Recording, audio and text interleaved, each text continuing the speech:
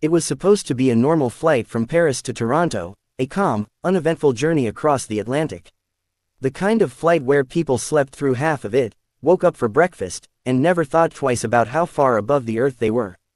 The kind of flight that ended with polite applause when the wheels touched down. But for 14-year-old Emma Lewis, it was much more than just another flight. It was her first time flying alone. Emma stood in the middle of Charles de Gaulle Airport, clutching her blue passport so tightly that her fingers turned white. Her mother had walked her all the way to the gate, giving her instructions she'd already memorized. Don't talk to strangers too much, okay? Keep your backpack zipped, and if you feel scared, just look out the window and breathe. Her mother's voice trembled slightly, not out of doubt, but pride. Emma was growing up, and this trip to Toronto was the start of something new, a summer with her father, a man she hadn't seen in almost 2 years. I'll call you the moment I land, Emma promised. Her mother smiled through teary eyes and pressed a folded note into her hand. For courage, she whispered. The boarding announcement echoed through the terminal. Emma took a deep breath, handed her boarding pass to the attendant, and stepped onto Flight 217, a massive Boeing 777 that gleamed beneath the airport lights. Inside, the cabin smelled of coffee and new fabric.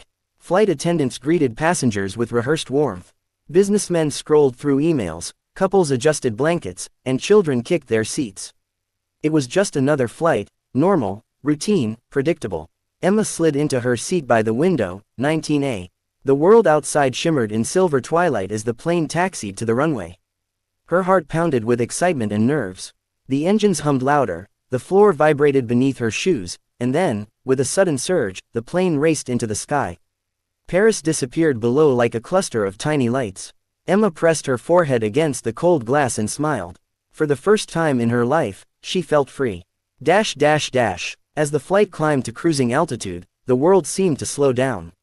The sky outside turned deep blue, fading to black at the edges. Cabin lights dimmed to a soft glow. The seatbelt signs switched off with a gentle ding. A flight attendant, a kind woman named Isabel, stopped by with a warm smile. Traveling alone, sweetheart? Emma nodded shyly. First time, yeah, I'm going to see my dad, Emma said, her voice almost lost in the hum of the engines. That's wonderful, Isabel said, handing her a small packet of cookies. You'll do great, just relax and enjoy the view. Emma smiled, grateful for the kindness. She opened her tablet, played a soft song, and glanced around. The man sitting beside her, an older gentleman with gray hair and reading glasses, nodded politely, then returned to his book. Everything felt safe. Everything felt normal. An hour passed. Dinner was served. The scent of warm bread filled the cabin. Emma listened to the quiet chatter of passengers, a family laughing behind her, a couple whispering across the aisle. Outside, the sky was endless and calm. The stars glimmered like frozen sparks. Emma leaned her head against the window, watching the curve of the earth below. Imagine, she whispered to herself, people on the ground have no idea I'm up here, flying above the ocean. Her heart fluttered with the strange beauty of it all. She thought about her father, about how he used to lift her onto his shoulders and point at airplanes when she was small. One day, you'll be the one flying them, he used to say. He was a flight instructor, patient, precise, and full of stories about the sky. Before her parents separated, he used to take her to the hangar, where small Cessnas rested like sleeping birds. He'd let her sit in the cockpit, tiny hands gripping the controls, eyes wide with wonder. Flying isn't about power, he'd told her once. It's about trust. You trust the machine, the sky, and yourself. Those words stayed with her. Now, sitting thousands of feet above the Atlantic, she smiled faintly at the memory. Hours passed. Passengers began to settle into sleep.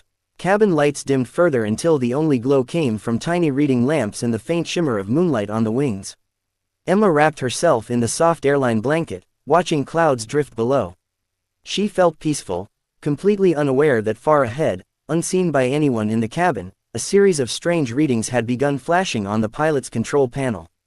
In the cockpit, Captain Daniel Pierce leaned forward, frowning at the small amber light that blinked on the central display. Hydraulic pressure fluctuation, he muttered. Beside him, First Officer Ryan Cole glanced over. It's minor. Probably sensor error. Maybe, Daniel said, tapping the gauge. But let's monitor it. They exchanged a look, the kind that only experienced pilots shared. Calm, silent, and slightly uneasy. Ryan noted the time, Flight 217, 2242 Zulu. Logging the fluctuation. Good, Daniel said, then exhaled. Let's keep her steady. Neither of them noticed the faint metallic smell seeping through the vents. Back in the cabin, Emma's tablet battery died. She yawned and reached for her backpack, pulling out the note her mother had given her. She unfolded it slowly. It read, "You're braver than you think, my little pilot." Tears pricked her eyes, but she smiled. "I'll prove you right, Mom," she whispered. She had no idea how soon she would have to. Around midnight, turbulence rattled the plane. Passengers stirred, murmuring softly. Emma's seatbelt tightened against her lap. "It's okay," she told herself, trying to sound calm. "Just a little bump." The captain's voice came over the speakers, steady and warm. "Ladies and gentlemen, we've hit a small pocket of turbulence. Please remain seated with your seatbelts fastened. Nothing to worry about." The seatbelt sign glowed red. The plane steadied again after a few moments. Passengers relaxed. Emma exhaled. She didn't know that in the cockpit, both pilots were quietly struggling to stay alert. Daniel rubbed his temples. His head felt heavy, heavier than it should. "Ryan, you feel that?" Ryan blinked slowly. "Yeah, my vision's a little fuzzy." Daniel frowned. "Oxygen issue." Ryan reached for his mask, checking the readings. Everything seemed normal. Pressure, flow, levels. But something wasn't right. Daniel tried to focus on the instruments, but the numbers started to blur. He blinked again, forcing himself to stay conscious. "Mayday check," he whispered, his voice slurring. Ryan reached for the radio but dropped his hand halfway. "Captain." Then, silence.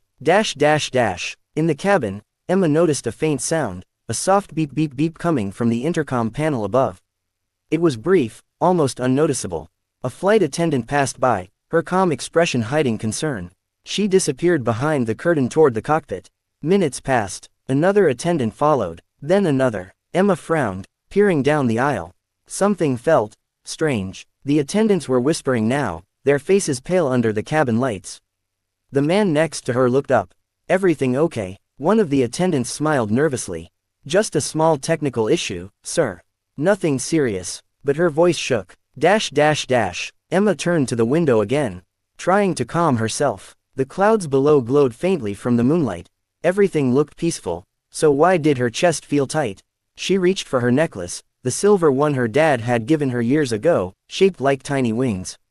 "Everything's fine," she whispered again. "It has to be." But then, the engines made a low rumbling sound, a deep vibration that didn't feel normal. The plane jolted slightly, enough to wake the sleeping passengers. A baby began to cry.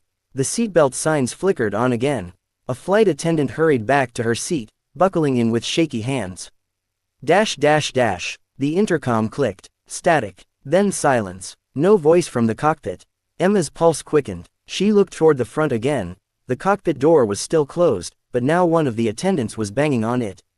Bang, bang, bang. "Captain," she called. "Captain Pierce, are you okay?" No answer. The second attendant joined her. "Try the override." The sound of keys fumbling, a beep, then a dull click, but the door didn't open. A few passengers gasped. The tension was thick enough to feel in the air. "Ladies and gentlemen," one attendant finally said, turning to the passengers, "please remain calm. We are contacting the cockpit. Everything is under control." Her words were calm, but her trembling hands told another story. Emma's heartbeat thundered in her ears. She could barely think. She looked at the aisle, at the faces of people beginning to whisper, to pray, to panic quietly. The man beside her took off his glasses and muttered, "What's happening?" Emma didn't answer. Her eyes stayed fixed on the cockpit door. That's when she noticed something, the same oxygen masks above each seat. She remembered her dad's voice. "If you ever lose cabin pressure, those masks will save you, but if the pilots stop responding, that's something else entirely."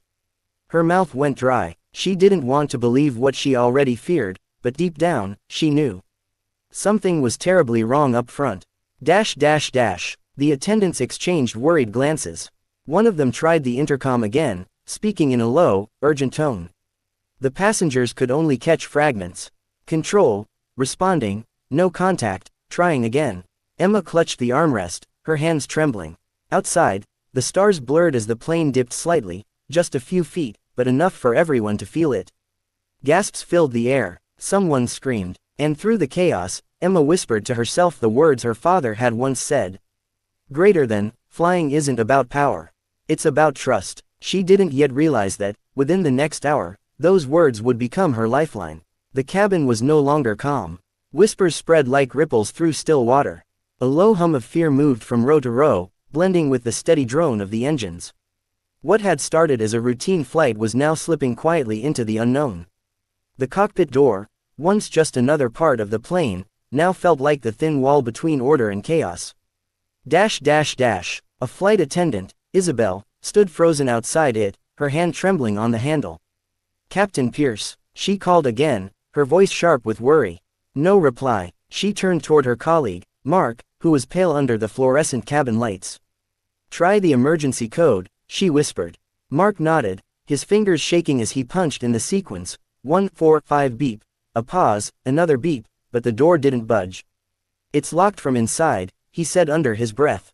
Manual overrides not responding. That's impossible, Isabel muttered, her voice tight. Behind them, passengers craned their necks to see what was happening. A mother held her crying baby close, an elderly man crossed himself. Ladies and gentlemen, Isabel said loudly, forcing her voice to stay even, please stay seated. The captain is dealing with a minor technical issue. Everything is under control, but it wasn't. Emma felt her pulse hammering against her ribs. Her palms were damp. She glanced at the older man beside her. He was staring down the aisle, his expression grim. What's happening up there? He whispered. I don't know, Emma said softly. She tried to focus on breathing, but every sound, every rattle of a tray, every beep from a control panel, felt amplified. The plane jolted again, not violently, but enough for the overhead bins to rattle. Isabel stumbled slightly, then grabbed the intercom handset. Control, this is Flight 217, she said into the mouthpiece, voice low and tense. We've lost communication with the cockpit. Requesting immediate assistance. No response, only static. She tried again, her tone sharper now. This is Flight 217 to Toronto Air Traffic Control. Do you read? Still nothing. A wave of dread swept over her. The radios inside the cabin were supposed to be linked to the cockpit system. If they were dead too. She turned to Mark. We need to check the jump seat phone, now. Mark hurried to the rear of the cabin while Isabel stayed near the front, eyes fixed on the sealed door. Emma's mind raced. How could both pilots not respond? She remembered her father telling her about emergencies, about redundancy systems, about how planes were designed to handle almost anything. But what if the people flying it couldn't? She shivered. Minutes dragged like hours. A soft alarm began to chirp from somewhere deep within the cockpit, faint but unmistakable. It was the kind of sound that meant a warning light had been ignored for too long. Passengers started murmuring again. Someone stood up, demanding answers, but Isabel raised her hands. Please, everyone remain seated. We are in contact with ground control. She wasn't. Mark returned, shaking his head. No response from backup comms either. Isabel exhaled sharply. We need to know what's going on in there. She glanced at the jump seat, where a small emergency key compartment was sealed with a tamper strip. Only captains were supposed to use it. Mark hesitated. If we break that, I'll take responsibility, Isabel said. Her voice hardened, the tone of someone who'd worked too many years to lose a plane full of souls to silence. She snapped the seal, retrieved the small red key, and inserted it into the override panel beside the cockpit door. The mechanism clicked, but the door still didn't open. She twisted harder, jaw clenched, click, click. Nothing. Then, a faint metallic thud from inside. Both attendants froze. Did you hear that? Mark whispered. Isabel pressed her ear to the door. Captain Pierce. Ryan, please respond. Silence. Then, another thud, softer this time.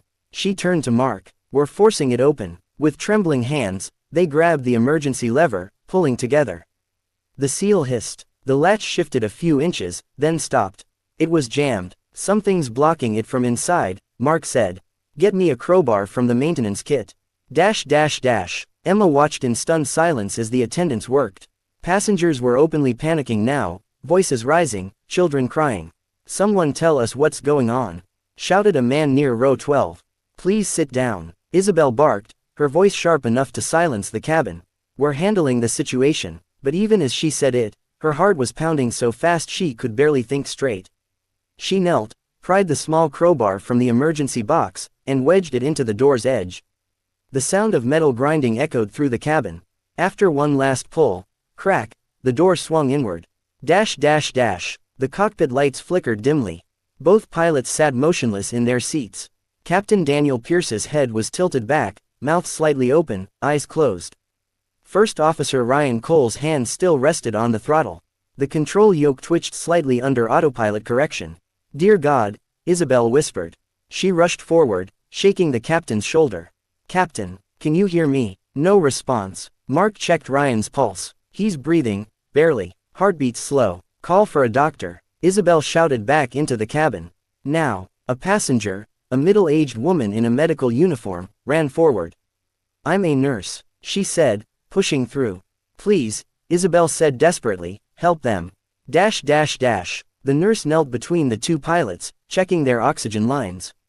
"There's no flow," she said quickly. "Cabin system's fine, but cockpit's cut off.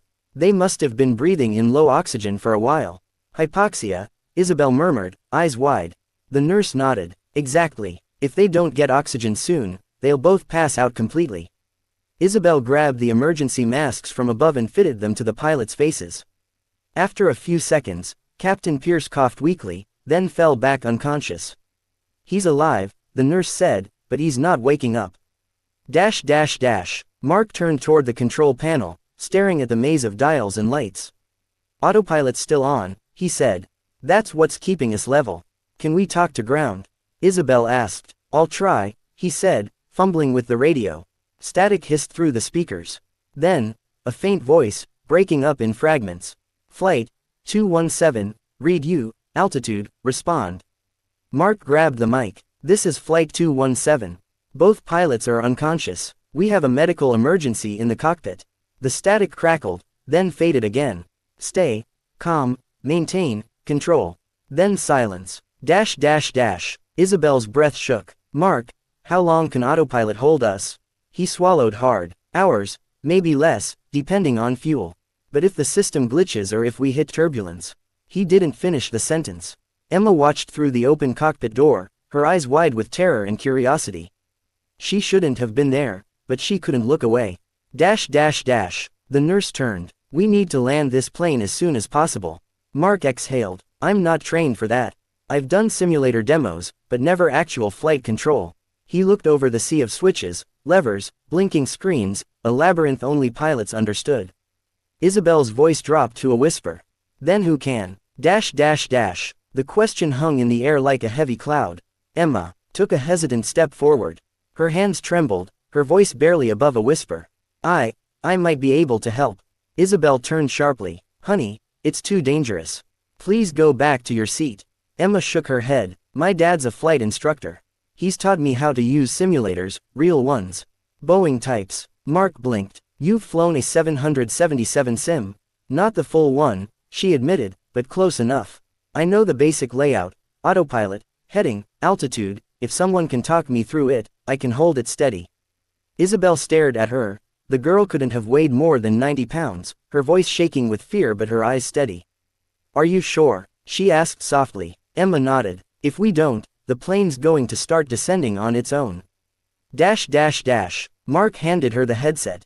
"Okay, kid, sit here, gently." Emma slid into the first officer's seat. The moment her fingers touched the controls, a strange calm settled over her. The world outside the windshield was black and endless, stars above, faint lightning flickering far below. She adjusted the mic. "Air traffic control, this is Flight 217. The pilots are unconscious. I'm Emma Lewis.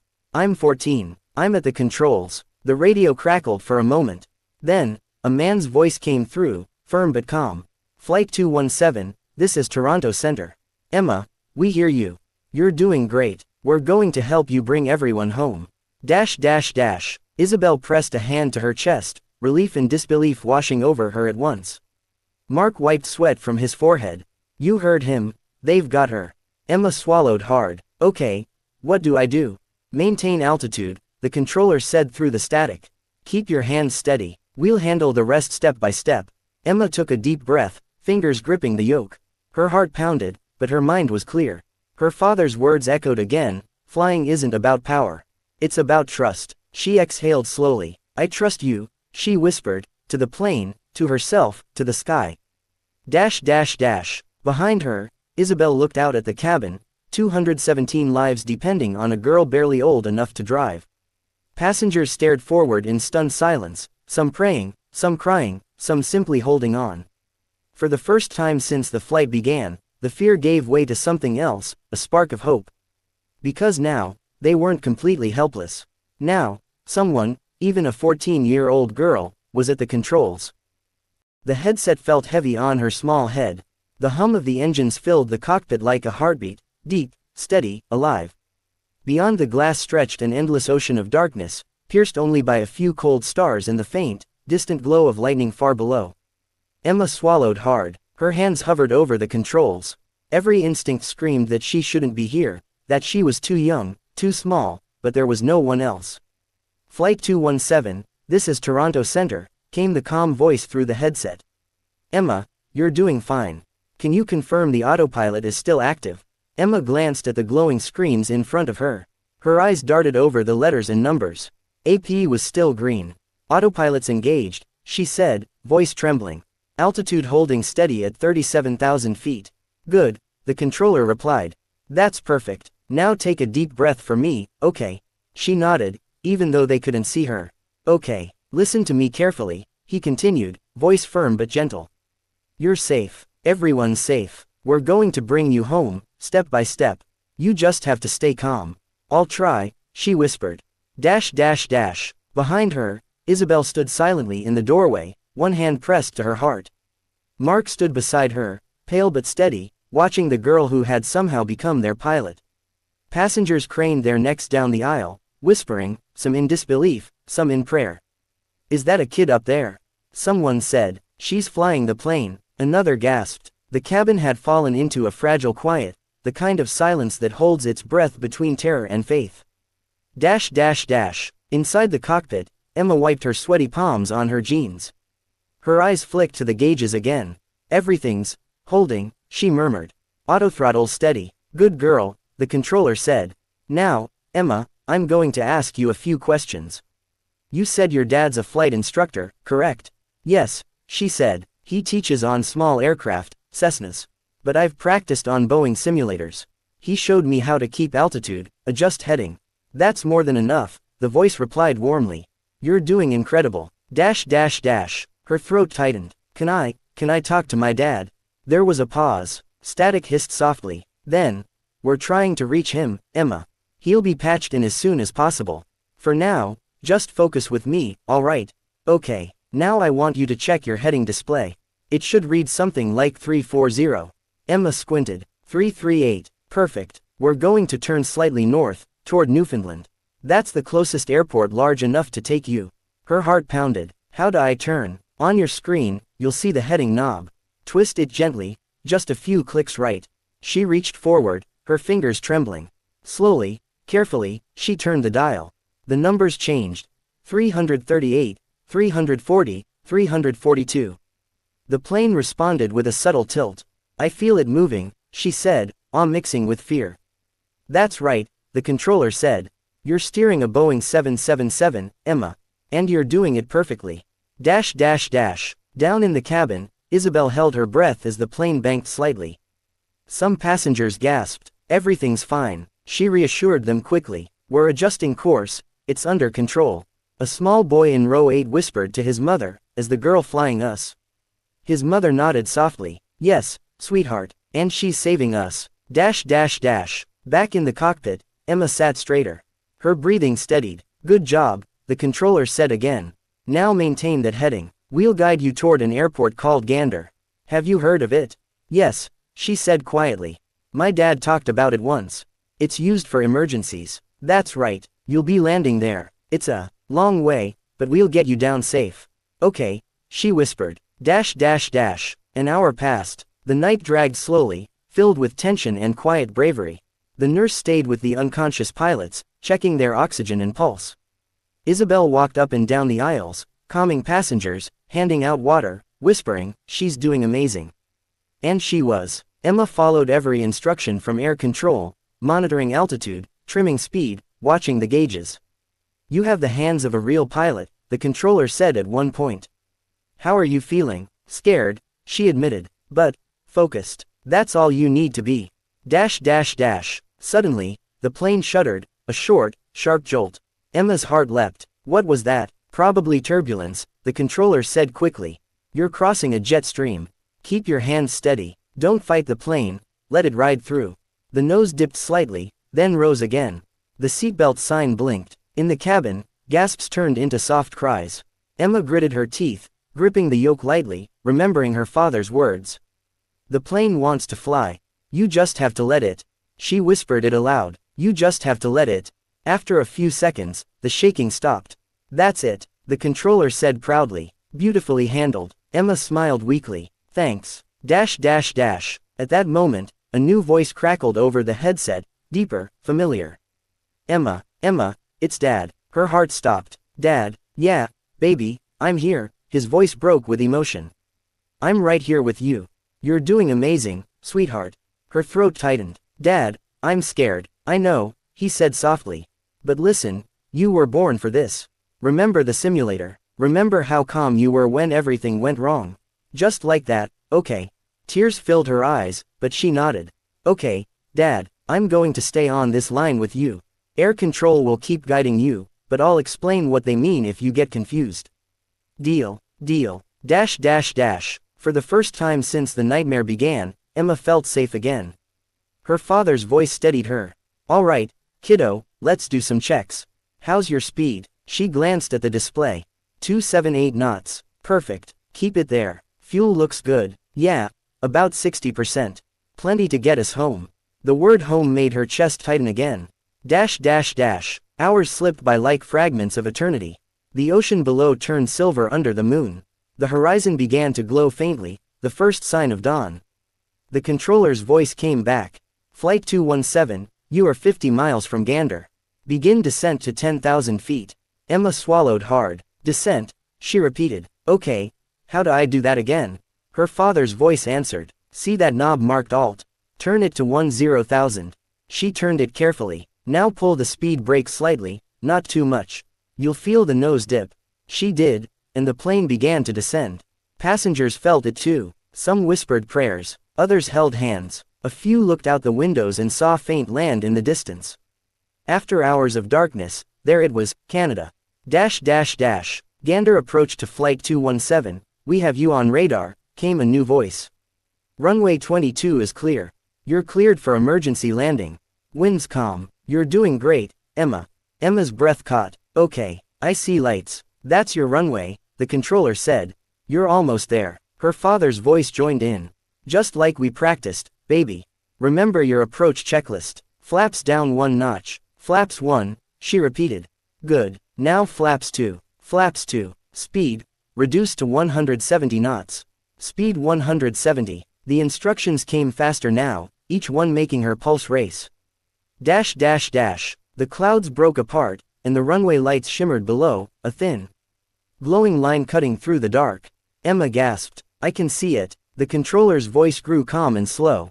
"All right, Emma, you're perfectly lined up. You're on final approach." Her father's voice was steady but tight. "Stay centered. Small corrections only. You're doing it." The engines roared as she gently adjusted the yoke. The plane glided lower. The ground rose to meet them. 500 feet, the controller said. "Looking great." 400, 300. Emma's breathing came in short bursts. Her fingers were white on the yoke. In the cabin, everyone was silent, 217 people holding their breath. A little girl whispered, "She's gonna do it."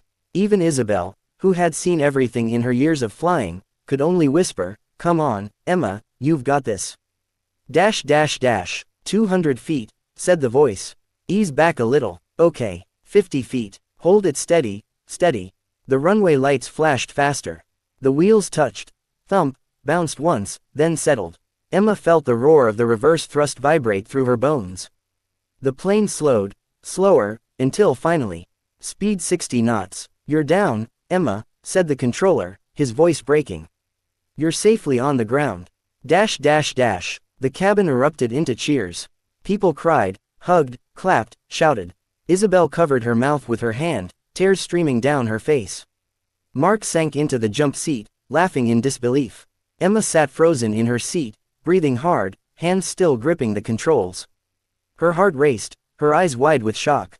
Emma, her father said softly through the headset. You did it. Her lip trembled. Dad, I landed a plane. You saved them, he whispered. You saved every single one of them. Dash dash dash. As the plane rolled to a stop, emergency vehicles surrounded it, red and blue lights flashing in the dawn. Paramedics rushed aboard to reach the unconscious pilots, and the passengers began to file out slowly, still trembling from what they had just lived through. When Emma finally stood, her legs felt weak. Isabel caught her in a hug, whispering through tears, "You're the bravest girl I've ever met." Mark nodded, eyes wet. "You just did the impossible." Emma smiled faintly. "I just did what my dad taught me." Dash dash dash. As she stepped out onto the tarmac, the cold morning air hit her face. She looked up. The sky was pale pink now, soft and quiet. For a moment, she just stood there, watching the sunrise over the wing of the plane she had landed. The world had changed in a single night. She wasn't just a 14-year-old girl anymore. She was the one who brought Flight 217 home. The runway lights shimmered below like a string of hope in the dark. The storm had quieted, but the air still trembled with tension. Inside the cockpit, Emma's hands gripped the yoke so tightly her knuckles turned white. Her breathing came in short, shaky bursts. "Tower, this is Flight 217. I can see the runway," she whispered into the headset. Her voice was barely more than a tremor. The calm voice from air traffic control replied, "You're doing great, Emma. Keep your wings level. Reduce speed to 160 knots. You're almost home. Almost home." The words echoed in her mind. She thought of her mom waiting in Toronto, probably pacing near the arrival's gate, checking the clock, unaware that her daughter, her 14-year-old daughter, was now fighting for 217 lives. Behind Emma, the cabin had gone silent. Every passenger clung to a seatbelt or whispered a prayer. Some wept quietly, some stared at her through the open cockpit door, the tiny girl guiding a massive jet through the clouds.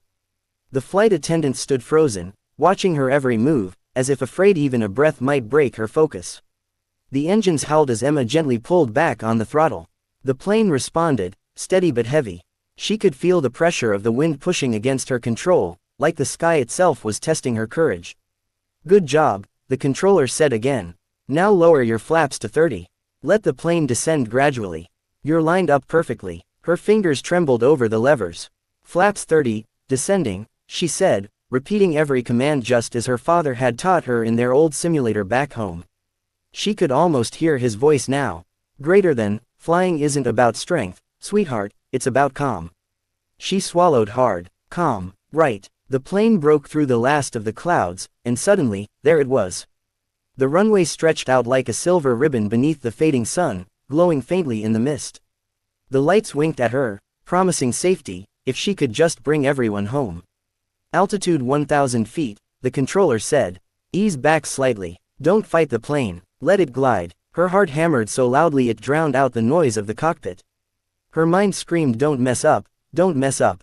Sweat rolled down her temples as she adjusted the pitch, feeling every vibration of the aircraft. Passengers gasped as the ground rushed closer. The buildings, the lights, the city, everything was suddenly real, frighteningly real. 500 feet, said the voice in her headset. 400, 300, Emma's eyes never left the runway. She whispered to herself, "Come on, you can do this." Her right hand adjusted the yoke gently, aligning the jet with the centerline. 200, 100, 50, 40, 30. The controller's voice faded as she pulled the nose up just a little. The wheels kissed the asphalt with a soft thud, then another. A deafening roar of the reverse thrusters filled the cabin as the jet slowed, bumping down the runway. And then, silence. The plane rolled to a stop. For a moment, nobody moved.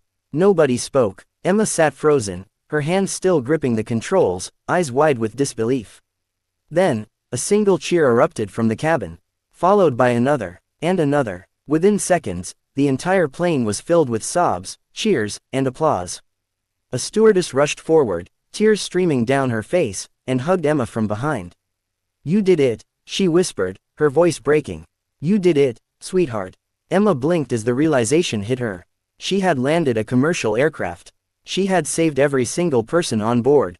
Outside the window, emergency vehicles rushed toward the plane, lights flashing red and white across the tarmac. The ground crew stared in disbelief when they saw the small figure in the cockpit. Air traffic control's voice came through again, this time softer, almost emotional. Greater than, Flight 217, welcome home. You're safe now, Emma. Her eyes filled with tears. Thank you, she whispered. When the cabin door opened, the world outside was chaos, news crews, ambulances, officials, but inside that jet, time seemed to stop. Passengers reached out to touch her shoulder, to thank her, to simply look at the girl who'd done the impossible. Emma stood up slowly, her legs shaking, and turned toward them. She wasn't a pilot, she wasn't trained, she was just a 14-year-old who refused to give up when everyone else had fallen. One woman pressed her hands together and said, "You're our miracle." Emma gave a small, tired smile. I just wanted everyone to go home. Later, when she finally stepped off the plane, her mother broke through the crowd and ran to her, tears streaming down her face. Emma, she cried, wrapping her in the tightest hug. I was so scared. I was too, Emma said, her voice muffled against her shoulder. But I heard Dad in my head the whole time. He told me what to do. Her mom sobbed, whispering over and over, you saved them. You saved them all. Cameras flashed. Reporters shouted her name, but Emma barely noticed. She looked back once at the massive jet, still warm from its journey, and thought about the faces she'd seen, the lives she'd touched, and the courage she'd somehow found. That night, as the news spread around the world, headlines read, Greater than, 14-year-old girl lands passenger plane, saves 217 lives. Pilots, experts, and officials called it a miracle of composure. Airlines sent her letters of recognition. The aviation world hailed her as the youngest hero in flight history. But for Emma, it wasn't about fame. It was about something deeper, that moment when fear met bravery, when a child became a leader. As she stood at her hotel window, looking out over the glittering city of Toronto, she whispered softly to herself. Greater than, Dad, I did it. The sky outside was calm again, just as it had been when the flight began. But everything had changed, because somewhere, in the heart of that storm,